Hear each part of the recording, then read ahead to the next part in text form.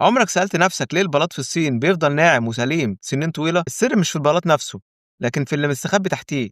قبل ما بيحطوا البلاط بيصبوا طبقة اسمها أسمنت ذاتي التسوية، وده بيبقى خليط سائل كده بينتشر لوحده زي عجينة الكيكة، وأول ما يلمس الأرض يبدأ يتوزع ويتسطح بنفسه، وبمجرد مسحة بسيطة بيبقى متساوي من أوله لآخره، ولا تعريجات ولا فقاقيع ولا أماكن ضعيفة. الخلطة دي تقريبا بتكون حوالي 25 كيلو بودرة على شوية مية حوالي 6 لتر. لو اتعملت صح تطلع أرضية ناعمة كأنها إزاز، تقدر تدحرج عليها كرة صغيرة تمشي لحد آخر الأوضة، كأنك حطيت كريم أساس للأرضية هو اللي بيمسك الطبقات في بعض وبيمنع الشقوق من بدري. تسيبه ينشف كويس وبعدها صبه وسويه واستنى يوم واحد بس.